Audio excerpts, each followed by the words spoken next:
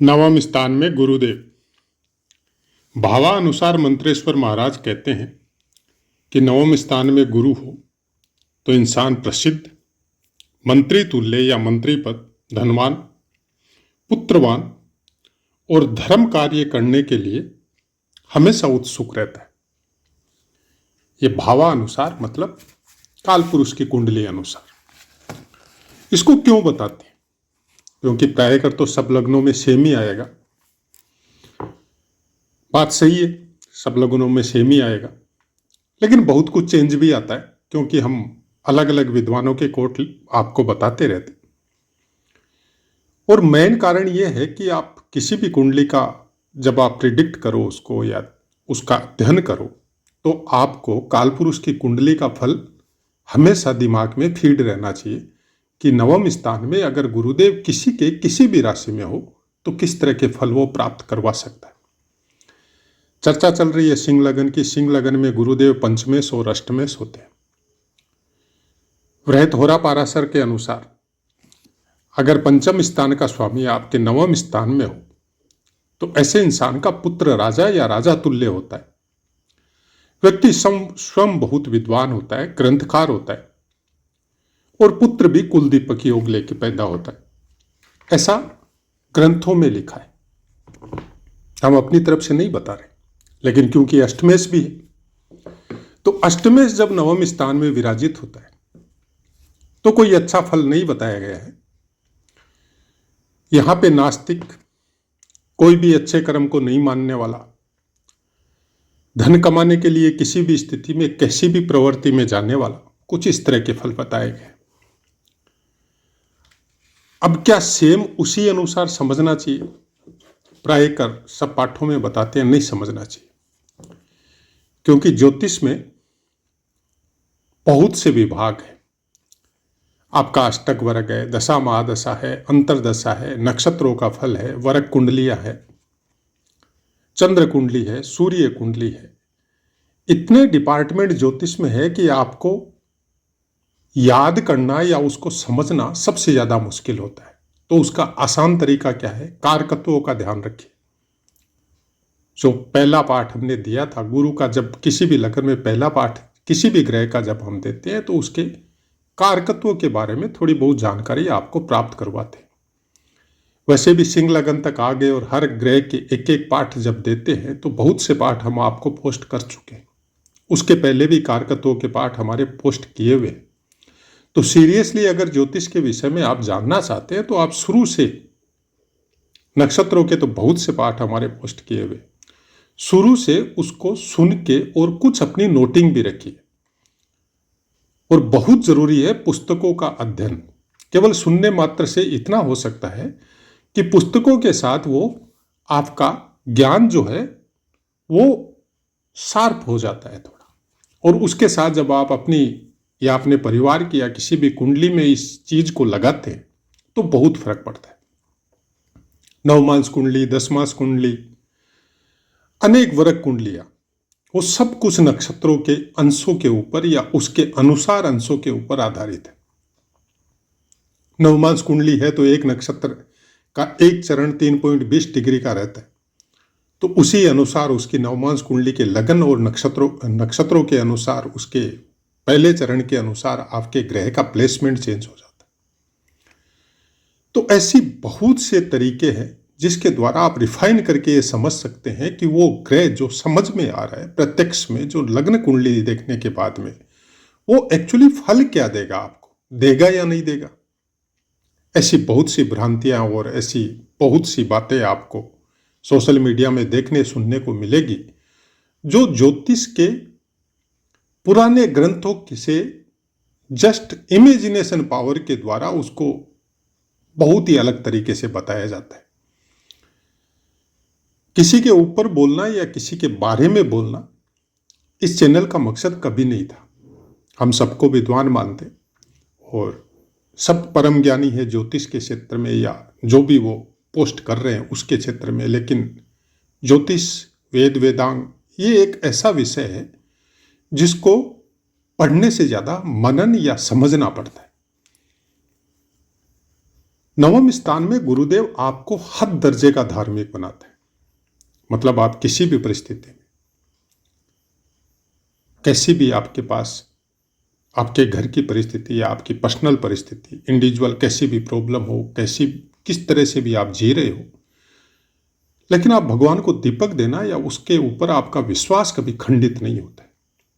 कुछ ऐसे ग्रहों की दशा महादशा की वजह से मन में थोड़ी तकलीफ हो सकती है, लेकिन फिर घूम के आप उसी के दरवाजे पे आएंगे, क्योंकि कारक है गुरु, नवम स्थान का कारक है और कालपुरुष की कुंडली अनुसार बहुत अच्छे फलों का दाता भी है। ऐसा इंसान जब धार्मिक पुस्तकों का अध्ययन करता है या धर्म के अनुसार जब चलता है तो बहुत सी चीजों की तकलीफ उसको सहनी पड़ती है। ये उसके प्रारब्ध है, वो उससे निकले बगैर आगे वाला चरण चालू नहीं होता है। जैसे आप हायर एजुकेशन करना चाहते हैं तो फर्स्ट आपको प्राइमरी एजुकेशन लेना पड़ेगा, फिर सेकेंडरी लेना पड़ेगा, फिर कॉलेज लेना पड़ेगा, फिर कोई डिप्लोमा वगैरह, उसके बाद में आप रिसर्च या और कोई सेक्टर में जा सकते हैं। वो आपकी अपनी इच्छा के अनुसार कौन सा सब्जेक्ट आप चुनते हैं उसके ऊपर निर्भर करता है। यहां से बैठ के गुरुदेव आपके तीसरे स्थान को सप्तम दृष्टि से, पूर्ण दृष्टि से उसको देखेंगे तो वहां के फलों में बहुत कुछ ऐसा देखना पड़ेगा आपको कि आपके जैसे भाई बहन है, आपका पराक्रम है, आप कुछ नहीं किए बगैर भी आपका नाम होगा। जैसे भाई बहनों में सबका प्यारा हो सकते हैं, सबसे दुलार आपको मिल सकता है, सबसे हेल्प आपको मिल सकती है। पराक्रम भी कोई विशेष नहीं किया फिर भी आपका नाम हो गया, आपको लोग पसंद करते हैं। चाहे सोशल मीडिया हो, चाहे और कोई सेक्टर हो या समाज सेवा का कोई काम हो, तो उसमें भी आपको पसंद किया जाता है। पंचम दृष्टि लगन पे और नवम दृष्टि आपके पंचम स्थान पे। तो जैसा कि भावानुसार जब बताया था, या पंचमे जब नवम में बैठते उसके अनुसार आदमी धार्मिक होता है, पुत्र कुल दीपक योग लेके पैदा होता है और बहुत बड़ा नाम करता है। तो जब भी गुरु किसी भी त्रिकोण में जब बैठते हैं तो बाकी जो दो त्रिकोण है उस पे पंचम और नवम दृष्टि वो डालेंगे, और ये धर्म त्रिकोण है। जब ये लगन में दृष्टि डालेंगे तो आप शारीरिक रूप से बहुत हष्टपुष्ट और खूबसूरत होते हैं, ऐसे इंसान चरित्रवान होते हैं। पंचम में दृष्टि डालेंगे तो संतान बहुत ज्यादा प्रोग्रेस करेगी, बहुत अच्छी संस्कारिक होगी, अच्छा नाम करेगी, खुद की एजुकेशन बहुत स्ट्रांग होगी, बहुत अच्छी होगी। हायर एजुकेशन में, ज्ञान के मामले में, वेद वेदांग के मामले में, धर्म के मामले में बहुत ज़्यादा, ज़रूरत से ज़्यादा उन्नति होगी। हो सकता है परिवार में आपसे बड़ा इस सेक्टर में कोई नहीं हो। तो ऐसी बहुत सी बातें जब नवमांश कुंडली में जाएंगे तो हो सकता है इनका प्लेसमेंट आपको गलत जगह में देखने को मिल जाए, या नवमांश कुंडली में आपका लग्न जो है वो षष्टम, अष्टम या द्वादश हो जाए, तब फिर फलों में परिवर्तन आ जाता है। इसलिए बोला जाता है कि लग्न कुंडली को देखने से कुछ भी फलादेश नहीं होता, लेकिन यही फलादेश जो अनेक लग्नों के अनुसार या भाव के अनुसार जब हम आपको बताते हैं तो सेम फलादेश आप लग्न कुंडली अनुसार जब लगाएंगे तब फिर वो चीज रिफाइन होकर आपको समझ में आएगी। कि मान लीजिए कि लग्न कुंडली में आपका गुरुदेव अष्टम स्थान में विराजित है, तो फिर जो हमने आपको अष्टम स्थान के फल बताए थे फिर वो अवश्य मिलेंगे। मन में कुछ तकलीफ नवम स्थान की हमेशा रहेगी, क्योंकि प्रारब्ध अनुसार लग्न कुंडली में आपको गुरुदेव नवम स्थान में प्लेस हुए मिले। लेकिन रिसर्च के सेक्टर में फिर अष्टम स्थान में अगर नवमांश कुंडली में आ गए तो फिर आप गहरी खोज करने वाले हो जाएंगे। तो फलों का परिवर्तन जिस तरह से आपकी वरक कुंडलियां रिफाइन होगी उसी अनुसार आपको प्राप्त होगा। नक्षत्रों का विशेष योगदान होता है। जैसे मेष राशि में बैठे हुए तो मेष राशि में पहला ही नक्षत्र केतु देव का आता है, ये विरक्त कर देगा आपको। या जरूरत से ज्यादा बली कर देगा आपको। दोनों बातें। बाकी ग्रह क्या बोल रहे, किस तरह से प्लेसमेंट है बाकी ग्रहों का, खासकर जो जल्दी चेंज होते हैं जैसे बुध है, चंद्रमा है, शुक्र है, उन सब का प्लेसमेंट का बहुत बड़ा असर होता है आपके व्यक्तित्व पे, क्योंकि ये जल्दी जल्दी परिवर्तन करते हैं। सूर्य है, उसके बाद में मंगल का नंबर आता है, फिर गुरु, राहु, केतु और शनि। तो इनका दशा महादशा का और गोचर का प्रत्येक समय इफेक्ट आता है। लेकिन लग्न कुंडली और नवमांश कुंडली, खासकर अगर आप दोनों का अध्ययन करना अगर समझ जाए तो बहुत कुछ अपने प्रिडिक्शन के नजदीक पहुंच जाते। जब ऐसा कुछ आपको समझ में आ जाए, फिर दशा महादशा या अष्टक वर्ग जब आप लगाएंगे तो आपको समझ में आ जाएगा कि ये पीरियड ज़्यादा उछल कूद करने का नहीं है या ज़रूरत से ज़्यादा मेहनत करने का है। दोनों बातें होती कि वैसा पीरियड आ रहा है कि अब अगर आप थोड़ी मेहनत करेंगे तो आप अपने टारगेट को अचीव करेंगे, और ऐसा पीरियड आ रहा है कि इस समय अगर ज़्यादा उछल कूद करेंगे तो आप अपना नुकसान करेंगे। तो शांत होकर जो वर्क मिला हुआ है ईमानदारी से उसका पालन कीजिए और ज़्यादा उछल कूद मत कीजिए, क्योंकि उस समय दिमाग आपका डिस्टर्ब रहेगा। आपका समय थोड़ा उस समय का अच्छा नहीं चल रहा है। ये दशा महादशा या प्रत्यंतर दशा अष्टक वर्ग ये बता देता है, और उसी अनुसार आप सोचते हैं कि वो जीवन चले, क्योंकि बहुत मुश्किल है प्रारब्ध के भोगों को काटना। उसके लिए आपको फिर सहारा लेना पड़ेगा अपने इष्ट का, अपने माता पिता की वंदना का, उसके आशीर्वाद का, साधु संतों को सेम ईश्वर तुल्य मान के अच्छे भागवतिक जो संत है या कैसे भी संत है, अपने भारतवर्ष संतों की भूमि है, तो किसी का अपमान या निरादर कभी होना नहीं चाहिए। और जब धीरे धीरे ऐसी प्रगाढ़ आस्था ईश्वर में आती है तो ईश्वर खुद भागवतिक संतों से आपका मिलन करवाता है। ये कोई साधारण बात नहीं है। मतलब आप इसको हवा में उड़ा सकते हैं, लेकिन जो जीवन में एक्सपीरियंस हमने किया वही आपको बता रहे। गुरु आपकी कुंडली में कैसा भी हो, आप खुद उसको ठीक कर सकते। गुरु सबसे ज्यादा बिलोंग करता है आपकी आस्था को, आपके चरित्र को। गुरु अगर गलत भी बैठा है और चरित्र से आप बहुत स्ट्रांग है, किसी ज्ञानी का या महात्मा का या ईश्वर का कोई निरादरण नहीं करते हैं, उसके प्रति प्रगाढ़ आस्था है। कोई जरूरी नहीं है आप डेली पे पूजा पाठ करते हो या नहीं करते हो, उससे कोई मतलब नहीं। यह आपकी एक दिनचर्या है जो व्यवस्थित करने के काम आती है कि हम लोग जब साफ स्वच्छ होके किसी भी भगवान के सामने जब नतमस्तक होते हैं, दीपक जलाते हैं, तो एक अजीब सी अनुभूति होती है कि उस समय में कोई बुरे कार्य करने से हम लोग बचते हैं। और धीरे धीरे वो अनुभूति आपको कुछ समय ज्यादा होती है, उसके बाद में उसके हावर बढ़ते हैं, फिर 24 हावर होने लगती है, और फिर आप नाम में या मंत्र जाप में चले जाते हैं। ये एक तरीका है मंदिर में पूजा करने का या मंदिर जाने का, कि आपकी आस्था प्रबल हो। लेकिन कुछ गॉड गिफ्टेड बच्चे होते हैं जिनका गुरु नवम में हो, पंचम में हो, या आपके लगन में हो, या चतुर्थ में हो, अष्टम में हो, द्वादश में हो। ऐसे बच्चों को क्या होता है कि गॉड गिफ्टेड है, ये कोई जरूरी नहीं है मंदिर जाएंगे, लेकिन ये प्रगाढ़ आस्था होती है, ये पूर्णतया समर्पित होते हैं नेचुरलिटी के प्रति, दूसरों का भला करने के प्रति, दूसरों की देखरेख करने के प्रति। भगवान इनको ऐसी कुछ जिम्मेदारियां भी देख के भेजता है कि वो अपने परिवार में सबका लालन पालन करेंगे, सबका ध्यान रखेंगे, फिर भी कोई न कोई सेवा साधु संतों के प्रति या कोई जानवरों के प्रति, पशुओं के प्रति, दूसरों के प्रति जरूर करेंगे, जैसी इनकी हैसियत है उसके अनुसार। गुरु का प्रभाव प्रत्येक जीव पर, जड़ और चेतन, चाहे कैसे भी हो, आपकी कुंडली में किस तरह से भी प्लेसमेंट हो।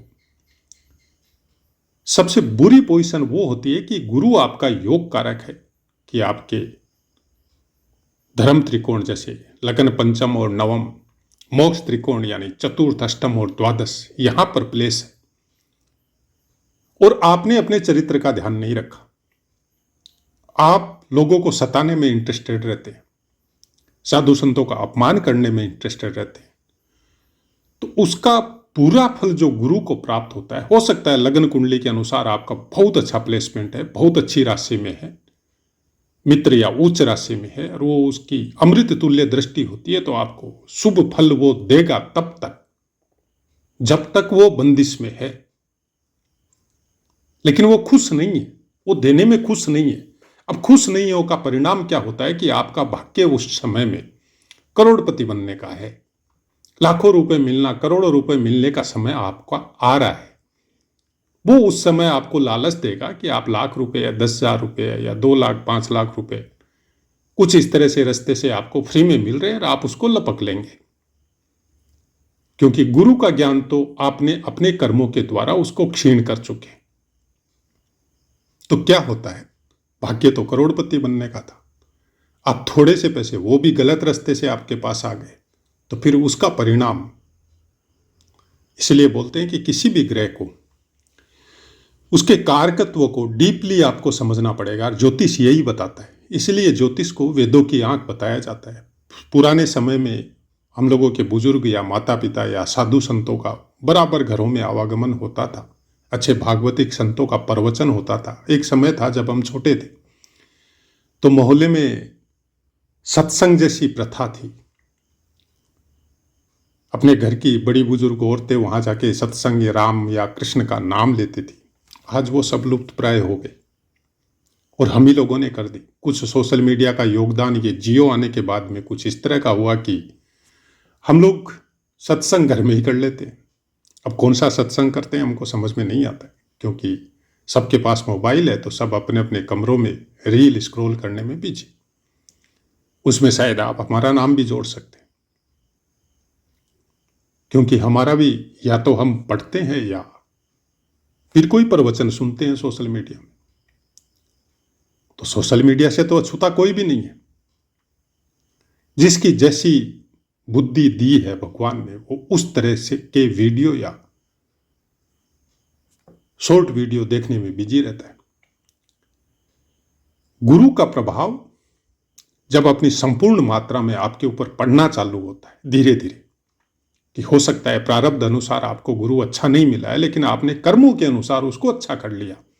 अब वो क्या है कि वो उसको प्रारब्ध के अनुसार आपको गलत फल देने हैं। उस समय आपकी अवस्था को दुरावस्था में परिवर्तित करना है उसको, लेकिन उसका मन बड़ा दुखी है, क्योंकि उसके मन में एक तकलीफ है कि हम एक अच्छे आदमी को गलत फल दे रहे हैं। इसका जीवन तो बहुत अच्छा है, बहुत लोगों का उपकार भी करता है, भगवान का भी नाम लेता है, हर समय ईश्वर के कामों में बिजी रहता है, तो हम इसको गलत फल कैसे दें? तो उससे बचने का जरिया वो आपको देता है। क्या होता है कि गुरु आपकी अंतर महादशा अंतरदशा उस समय में कुछ ऐसा प्लेसमेंट, बाकी ग्रहों का भी गोचर अनुसार आपको गलत फल देने का समय आ गया, और उसी समय में गुरु क्या करता है कि कुछ ऐसा भागवतिक संत या ऐसा कोई संत महात्मा या ऐसी कोई आत्मा आपके पास भिजवा देता है, जिसके आशीर्वाद के द्वारा वो कुफल जो गुरु आपको दे रहा है वो तो दे चुका है, लेकिन वो अरेंजमेंट पहले से ही कर चुका है कि उस आशीर्वाद के द्वारा वो फल नष्ट होता है। यह है गुरु की महिमा। ये कहीं ज्योतिष की कोई पुस्तक में नहीं पढ़ा है हमने, ये एक्सपीरियंस है। अब इसको आप मानो तो आपकी मर्जी है, नहीं मानो आपकी मर्जी। इस चैनल का उद्देश्य केवल फैक्ट समझाना है। आपको किसी भी तरह का लोभ लालच देके और आपकी कुंडली अध्ययन करके हमारे पास फीस जमा करना नहीं है। इसलिए हम कुंडली का प्रिडिक्शन किसी का नहीं करते। बहुत कम 1-2 कुंडलियों का किया था, उसके बाद में पूरी तरह स्टॉप कर चुके, नहीं करते। बहुत से कारण हैं। हाँ, एक काम कर सकते हैं कि आप जब कभी ईश्वर की कोई मर्जी हो और वो चाहता हो कि हम कभी उधर से निकले या स्टे हो आपके आसपास, तो हो सकता है कि बाई फेस आपको देख सके। तो सोच रखा है कि कुछ इस तरह का एड्रेस पता आप सबका, जितने भी सब्सक्राइबर है, आप अगर एड्रेस पता अपना देते रहे, फोन नंबर वगैरह, तो हो सकता है उससे निकलते समय आपके साथ मेल मुलाकात हो, आपसे वार्तालाप हो। लेकिन ऐसे ऑनलाइन कुंडली वगैरह का अध्ययन नहीं करते। कोशिश करते कि आप भी ग्रहों को उसके कारकत्वों के अनुसार समझें। आपको फल अच्छे मिल रहे हैं या बुरे मिल रहे हैं, उसका कोई मीनिंग नहीं है। ग्रह क्या बोल रहा है कि आप उसके अनुसार चले।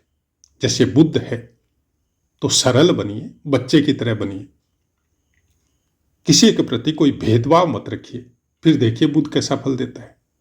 अब वो हो सकता है आपकी कुंडली में गलत स्थानों का स्वामित्व उसको प्राप्त हो, फिर भी उसको 1000 बार सोचना पड़ेगा आपको गलत फल देने के लिए। तो ग्रहों का स्वभाव भी वैसा ही है जैसा हम लोगों का है।